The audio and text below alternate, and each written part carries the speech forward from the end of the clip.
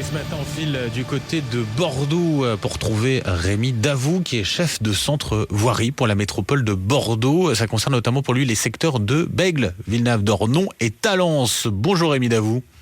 Bonjour Benjamin. Et bienvenue sur Sud Radio. Alors, chef de centre voirie pour la métropole de Bordeaux, plus concrètement, ça veut dire que vous êtes notamment en charge du salage des routes, c'est ça ? Exactement. En fait, je supervise une équipe de 25 personnes qui comprend une régie de 17 agents qui sont mobilisables pour l'entretien des routes et notamment de la viabilité hivernale. Il a neigé notamment du côté de Bordeaux, si je dis pas de bêtises, hier. Tout à fait. On a eu de nombreux épisodes neigeux. Donc hier, nous avons en fait mobilisé une équipe de 4-5 agents que nous avons conservés aux ateliers de manière à pouvoir intervenir à tout moment. Comment ça se passe à ce niveau-là ? C'est-à-dire qu'on est en contact avec éventuellement avec Météo France. On surveille les bulletins météo pour voir s'il faut déclencher ou pas le dispositif. Et le nombre d'agents aussi, ça doit dépendre des épisodes annoncés. Tout à fait. Donc à Bordeaux Métropole, en fait, on a ce qu'on appelle l'UGORA, c'est une unité de gestion opérationnelle qui est en lien avec tous les services territoriaux, dont moi je fais partie d'un, et qui en fait assure une veille météorologique avec Météo France. Et donc, dès qu'on a une prévision de neige, on sale. Comment ça se passe au niveau du salage ? Il y a eu toute une polémique, je ne sais pas si vous avez suivi, mais du côté de la Normandie, de l'Île-de-France, est-ce qu'on sale avant, pendant, après ? Comment ça se passe à ce niveau-là ? Alors, non, on sale avant. On fait un traitement préventif. Donc, l'UGORA est toujours en lien avec un cadre d'astreinte. Ce qu'il faut savoir, nous, la viabilité hivernale, c'est de novembre à mars. Et donc, toutes les semaines, on a une équipe d'astreinte. Et en fait, avec les bulletins météo, en fait, on peut assurer un traitement préventif. Et encore cette semaine, là, cette nuit, nous sommes intervenus. En premier, ce sont les ouvrages d'art que nous traitons. Car ils sont un peu plus exposés au niveau raison climatique. Ouais, donc tout ce qui est pont notamment aussi, c'est ça ? Voilà, donc, tout à fait. Donc nous, on a l'équipe qui cette nuit a traité en fait tous les ouvrages d'art de manière préventive. Donc ils ont passé à peu près 5-6 heures de traitement. Et là, au moins, on peut assurer l'ouverture à la circulation publique sans difficulté. Quelle quantité ça représente à peu près en termes de salage ? En termes de salage, alors nous, c'est le sel, on l'emploie pour les chaussées, et nous, pour les ouvrages d'art, c'est un déverglaçant.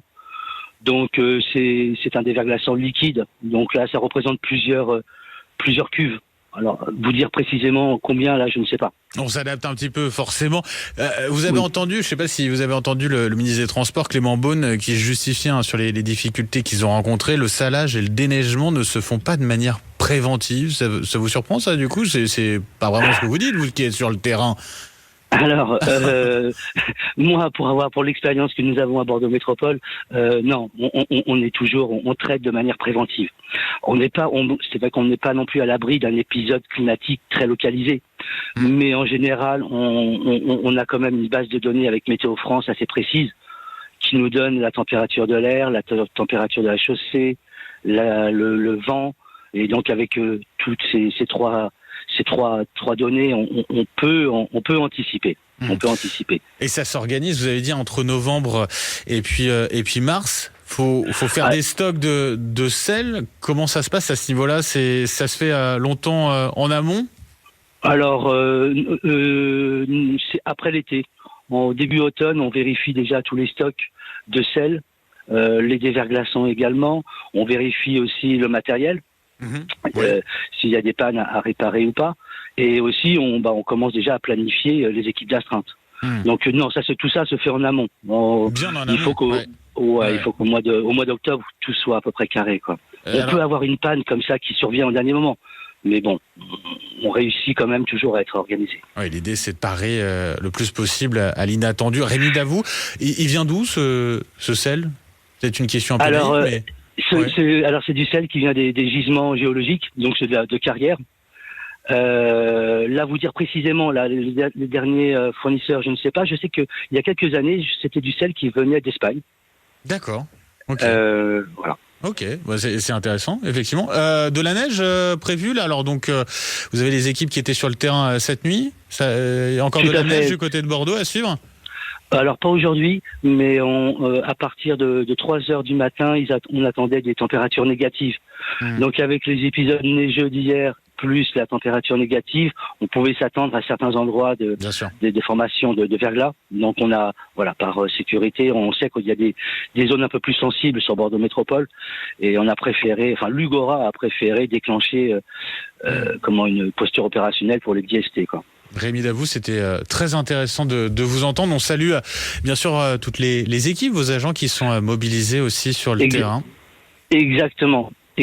Franchement, je les remercie parce que c'est quand même un métier qui est pas évident.